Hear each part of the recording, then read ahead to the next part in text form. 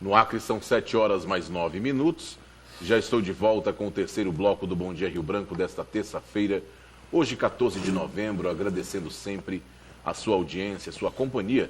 Você que desde cedo acompanha o Bom Dia Rio Branco ou você que está ligando o seu televisor agora, eu gostaria de relembrar que todas as informações, tudo que já foi exibido no primeiro ou no segundo bloco do Bom Dia Rio Branco de hoje, você pode rever acessando o site www.oriobranco.net.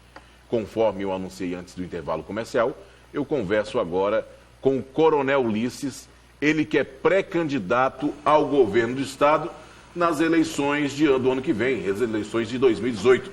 Coronel, bom dia, seja bem-vindo ao Bom Dia Rio Branco. Bom dia, obrigado pela oportunidade, um grande abraço às pessoas que estão nos assistindo.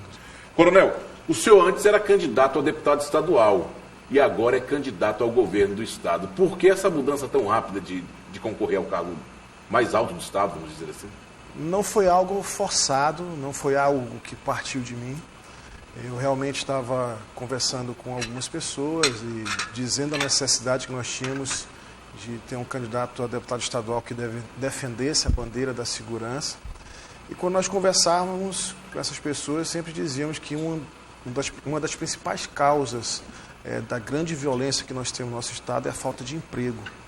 E que segurança se faz não somente com a repressão, mas com a prevenção, com a geração de emprego, com oportunidade de trabalho, com lazer, com educação.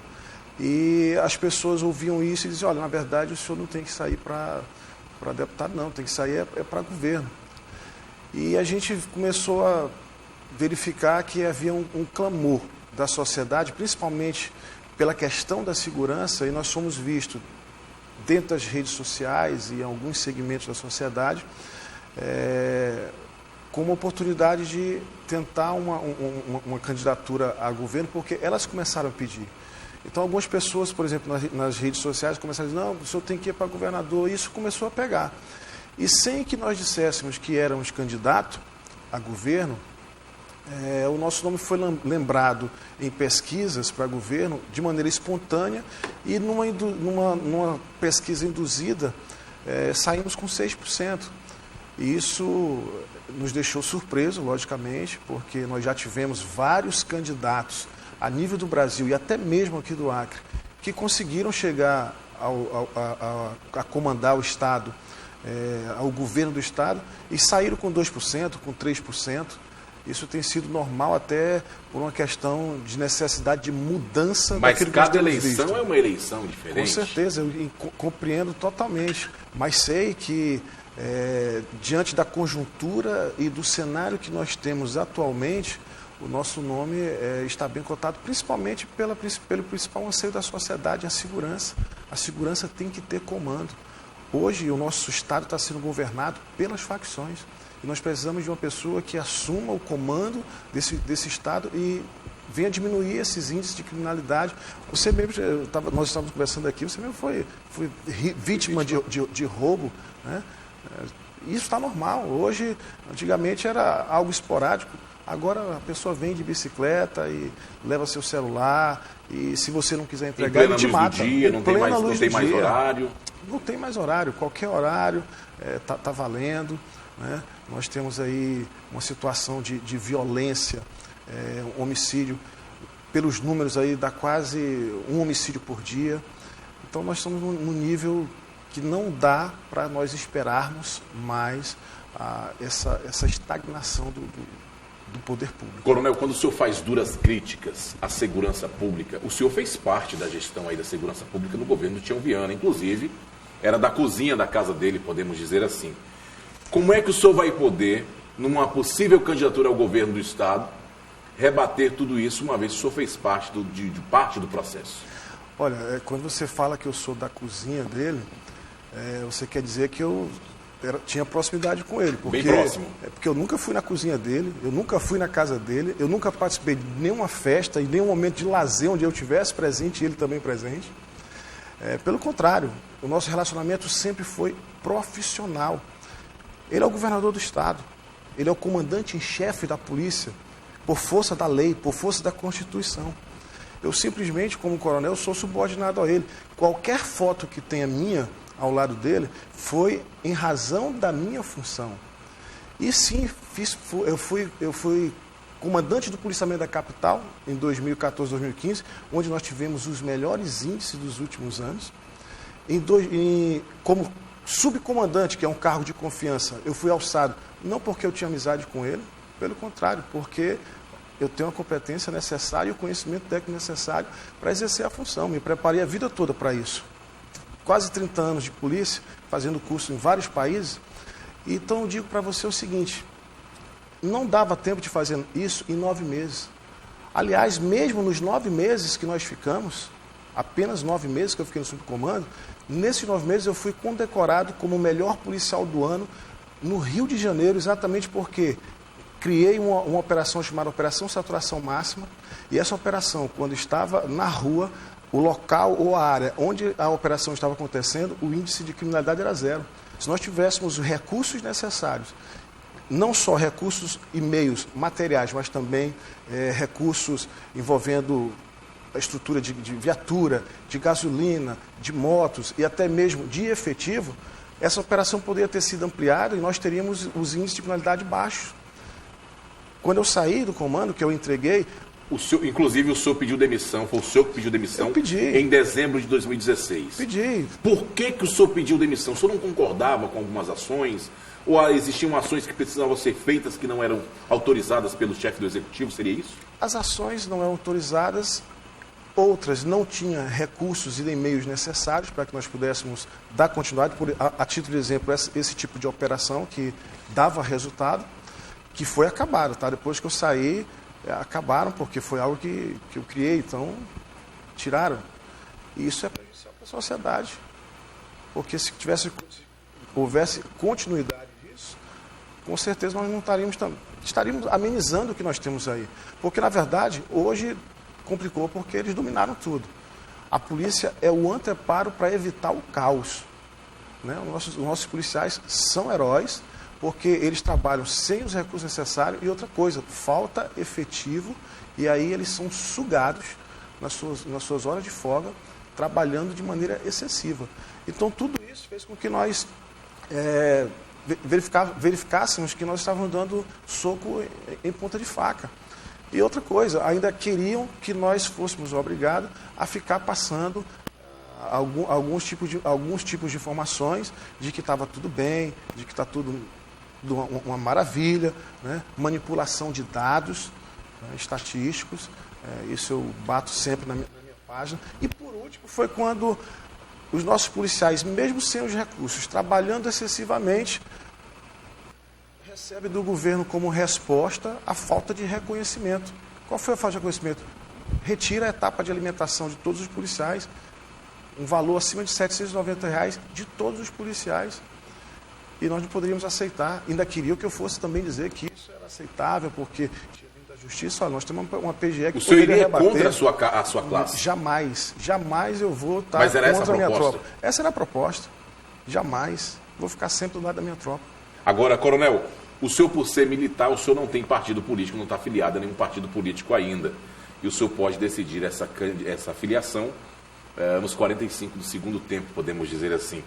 Mas existem aí muitas conversas, existem aí uma aproximação muito grande com o Tião Bocalon e com democratas. Se hoje fosse o último dia para o senhor se filiar a um partido político, o senhor seria candidato ao governo pelo Democratas? É possível. Vai depender desse convite partir, né, do presidente Democratas.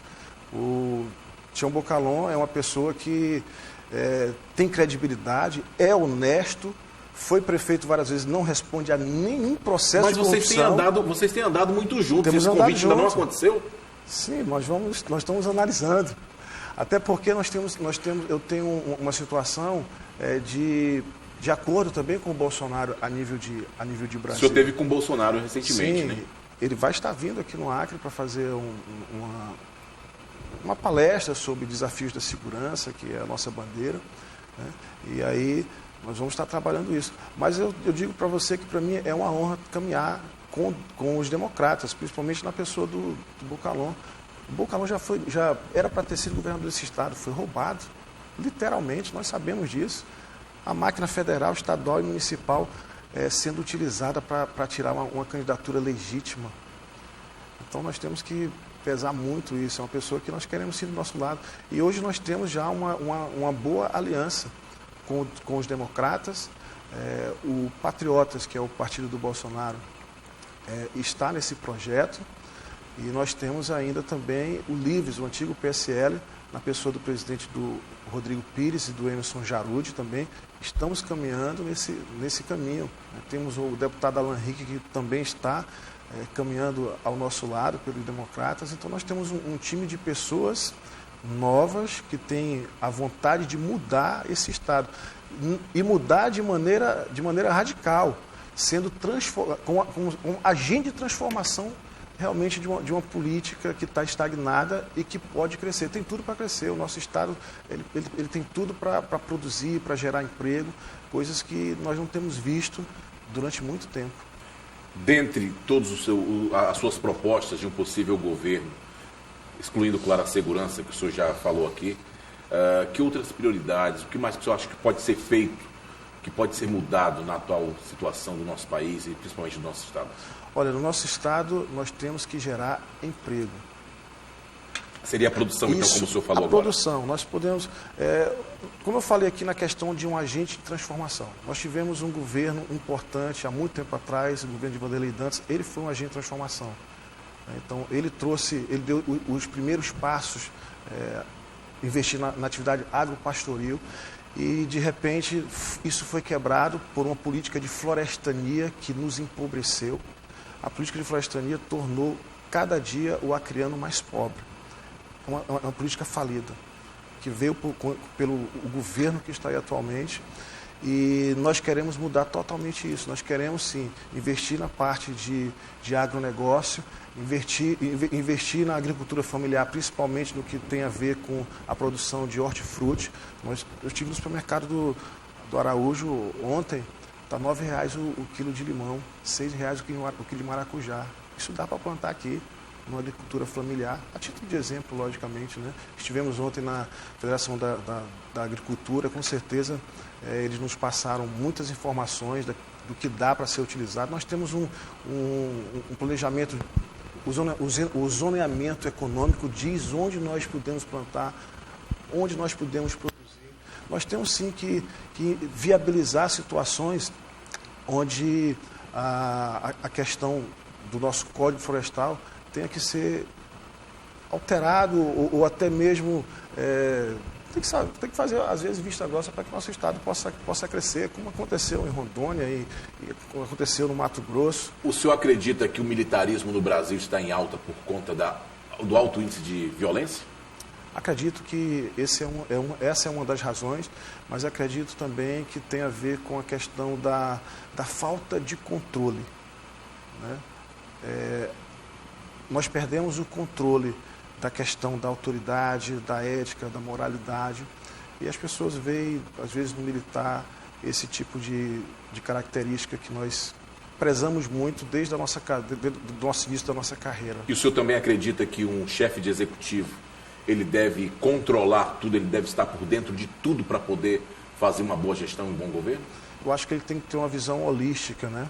Logicamente, qualquer chefe de Estado ele vai dominar uma determinada área e tem que saber, pelo menos de maneira genérica,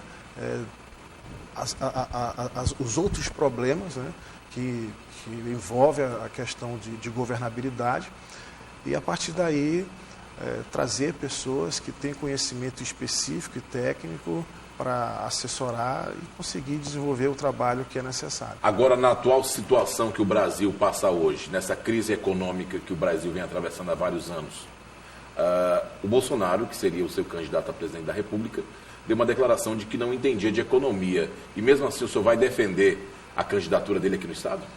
Ele não declarou que não entendia de economia. Ele declarou que não entendia de economia. Ele declarou que não era especialista em economia, né? Assim como o Lula nunca foi, assim como a Dilma nunca foi. Quem conhecia de economia nos últimos anos era Fernando Henrique Cardoso, mas ele também era de economia, mas não sabia de saúde, não sabia de segurança. E olha como é que está a nossa segurança. né? Então, defendo sim. Ontem saiu uma entrevista na Folha de São Paulo. Ele está tendo conversa já com a classe empresarial, e a classe empresarial já tem visto que ele pode sim mudar a economia do nosso país. Logicamente com pessoas que conhecem, que vão estar assessorando ele e vão estar caminhando ao lado dele. Ele tem uma característica que é muito importante: ele tem coragem para fazer, ele tem vontade política, e ele tem honestidade e não é corrupto. Coronel, que mensagem que o senhor deixa para o nosso telespectador, ou algo que o senhor queira acrescentar que a gente pode não ter comentado aqui durante a entrevista? Eu só tenho a agradecer, né, as pessoas que têm levantado, trazido o nosso nome à tona nesse momento, nessa situação. Não queremos menosprezar ou desprezar qualquer tipo de situação em relação aos nossos adversários, né, que a força vem do povo, né? O poder emana do povo. Na verdade, nós queremos ser apenas um instrumento, né, um meio para ajudar nisso, mas nós sabemos que o poder vem do povo, já é algo que foi dito ainda por Abraão Lincoln: o poder emana do povo, né? E esse povo é que, na verdade, pode fazer a mudança no nosso estado. Nós não temos que ter medo. Nós estamos com a nossa estima está muito baixa. Às vezes o acreano está sofrendo tanto, tem sido escravo por muito tempo, porque essa foi a política do governo atual, tornar o acreano escravo. Nós temos que ter liberdade de opinião, liberdade de pensamento, liberdade econômica, e nós não temos nada disso. E isso faz com que o povo fique com uma baixa estima, não acredita. Eu digo para vocês, vamos acreditar, vamos ter esperança, porque o Acre é nosso. O Acre não pertence a nenhuma família. Ela pertence à família Araújo, à família Souza, à família Silva. Ela não pertence a uma família, a um clã, a oligarquias. Ela pertence ao povo. 7h27.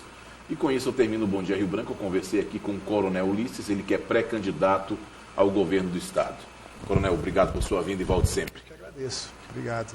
Se Deus quiser, eu voltarei amanhã a partir das 6h30 da manhã, ao vivo, com mais um Bom Dia Rio Branco aqui na sua TV Rio Branco. Tenham todos uma excelente terça-feira, fiquem com Deus e até amanhã.